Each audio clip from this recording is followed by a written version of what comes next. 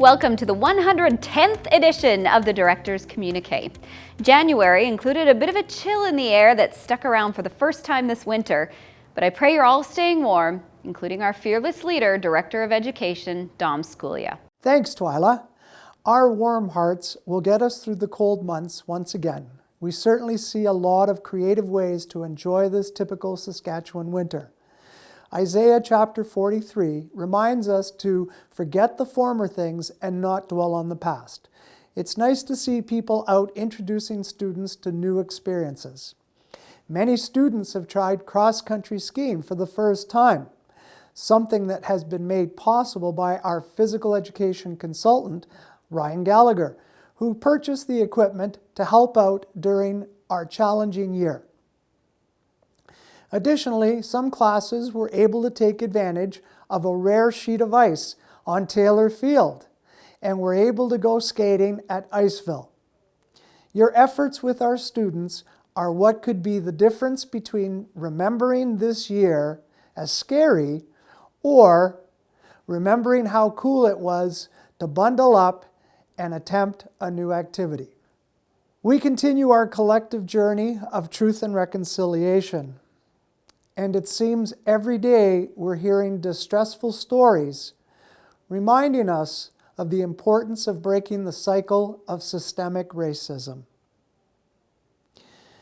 As we begin the new month of February, we are reminded that this is the month for Black history. It is a time for us to bear in mind our journey of reconciliation with our Indigenous sisters and brothers, but it is also a time to recognize and celebrate the many contributions and honor the struggles of our Black Canadians. We need to keep hearing with the intent to understand the stories of our Indigenous people, our Black people, and our people of color. Keep the concept of eradicating racism everywhere is a small step in the right direction of breaking the cycle.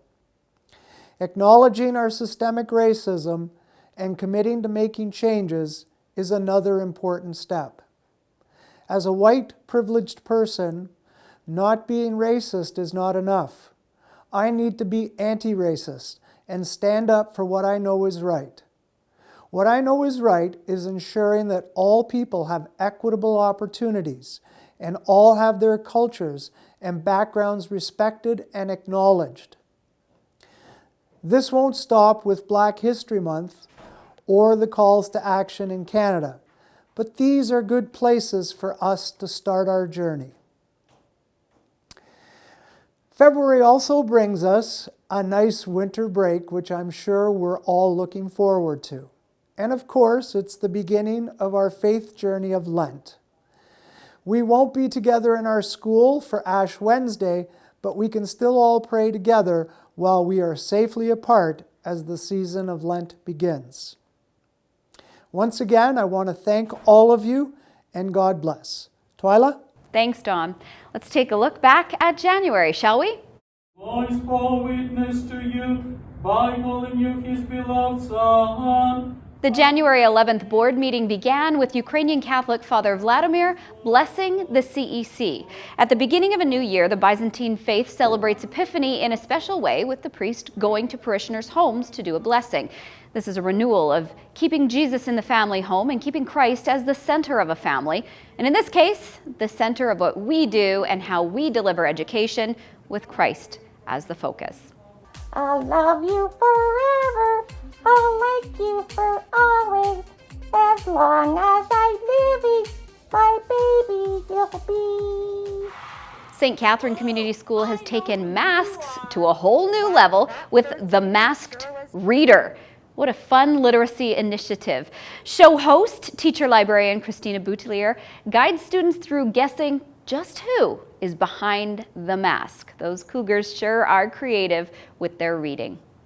During the cold and dark month of January, we had Bell Let's Talk Day. St. Luke's School students were talking, as were many other classrooms, and staff, thank you for making mental wellness a priority. What is not a priority these days? Travel. St. Bernadette School brought in some tourists anyway. Here's the best pick from Techie Tourist Day. It leaves me wondering what they can see. And whatever it is, I hope it's fantastic. And a big congratulations to St. Maria Faustina School on their new logos. We pray the St. Maria Faustina heroes wear these logos with health and pride. It's bold and colorful and fun, just like all those heroes at St. Faustina. Coordinator of Catholic Education Services, Deacon Joe Lang joins me now. That's the formal title, often known as the Freakin' Deacon. The Freakin' Deacon. Very excited about my faith, yep. Or Deacon Daddy. Deacon Daddy to my kids. Not who now are too old and embarrassed to say that out loud, yep. That happens with kids. A few things going on. One, I want to talk about what we've got in our hands, all these beautiful thank you cards. Where'd they come from? St. Joseph's School got together and they wrote a bunch of thank you cards in various shapes and sizes and beautiful colors to our clergy in our parishes. And they wrote a nice letter to the bishop saying, please pass these out to let our priests know and our parish teams know that we really appreciate them. I love the outreach when we're so far away. Oh yeah. It's very Probably important. have to disinfect these babies, but we can disinfect them later. We'll make sure everything is done safely, of course. Speaking of doing things safely, Ash Wednesday falls this month, of course, but it also falls during our February break. That's so right. Often, Epiphany Sunday, we'll celebrate that in schools on the Monday. How do we deal with Ash Wednesday? I'll try this year because Ash Wednesday is in the middle of the week and we're not there. Lent begins with Ash Wednesday, so we can't start Lent early on the Friday before. Right. And we can't start Lent late on the Monday we come back. So we just encourage people to go online, to access any of the online celebrations, to pray, to think about it. We'll have celebrations in our schools. We have some video resources being made and some prayer resources being made that talk about this is what's coming up. We're going to miss Ash Wednesday, but the reason behind Lent is prayer, almsgiving, and fasting. So let's talk about what that means as we come back and jump into this time of preparing ourselves for the whole Holy Week Easter story of Christ. Okay, so the ashes are important, but if we don't get ashes because we're dealing with a pandemic, That's right. focus on Lent. That's right. Yeah. Okay. It's the living. Well, that works for me. Thank you so much. Right on. You're welcome. We've got a lot of bookmarks to give away. I promised bookmarks to all the students of 5 of you, and I know you've all got a lot of students. Now, the lucky winners are Amy McManus at St. Gabriel School, who won for her entire classroom, Patrice Turmel, who is a music teacher at Ecole St. Pius, so she won for all 100 of her students. Everybody also at St. Michael is getting a bookmark, the entire school, because we pulled Principal Tammy Appel's name. Digital fluency consultant Jennifer Owens is a winner as well, and of course she doesn't have her own students, but we said anybody at CEC gets to pick a school and all the students receive a bookmark. So Jennifer chose the school her 3 boys go to, St. Angela Merici, so they've got some bookmarks on the way. And finally, as if that wasn't enough, it seems as though winning for an entire school isn't enough for her. We pulled the name of Wendy Thomas. She's an office manager at both St. Elizabeth and St. Teresa. Unbelievable. I know. So I counted out a lot of bookmarks. But hey, congratulations. Joe, do you need a bookmark? I need a bookmark. You know what you can do with a bookmark? I'm kind of scared to ask. But okay, what can you do with a bookmark? Mark your book. Thanks. Thanks for that. Hey, Inside Joe, book. tell the people what they can win this month. Well, Twyla, this month we have, what do we have? We've got chairs, Joe. Here's one we haven't given away at Twyla, let me tell you. Super comfy, ultra convenient folding chairs. Ooh. I'd tell you that these are perfect for attending children's outdoor sports games and gatherings, but I really don't remember what it's like to attend those anymore. No. In another time, I might suggest these are excellent for taking to a friend's barbecue and sitting on the deck, but again, it's been a while since we've been invited anywhere. They're perfect for students, Joe. And principals, vice principals, yep, Teachers, camera operators, sound people.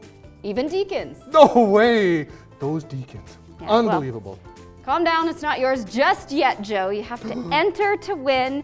Just send an email to events@rcsd.ca with the subject line, take a seat. Taking a seat. Take a seat. 10 names will be drawn to win one of these fancy chairs. Looking ahead to the shortest month of the year, February is Black History Month, and we will study that in all of our schools. Monday, February 1st marks the start of a new month, a new semester, and in this particular year, a new quad for our high schools. It's also a public board meeting day, and at 7 o'clock is the annual electors meeting. Tuesday, February 2nd is feast day for the presentation of the Lord and also World Day for Consecrated Life. Friday, February 5th is Teachers Institute. No school for our elementary students, but our staff will be busy learning, and I know the Student Achievement Team has been working hard to make that a successful day for everyone.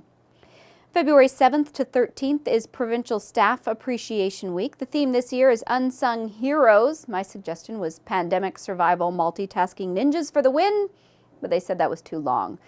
And I think Unsung Heroes sums it up nicely. Sunday, February 14th is St. Valentine's Day, which means cinnamon hearts will go on sale the next day. Monday, February 15th, the Family Day Stat. Perfect day to not take the family out to buy discounted Valentine's Day candy, but stay home and stay warm. And as we heard from Deacon Joe, Wednesday, February 17th is Ash Wednesday, right smack in the middle of winter break, February 16th to 19th. Saturday, February 20th is World Day of Social Justice. And finally, Wednesday, February 24th is Pink Shirt Day. From His Holiness, Pope Francis.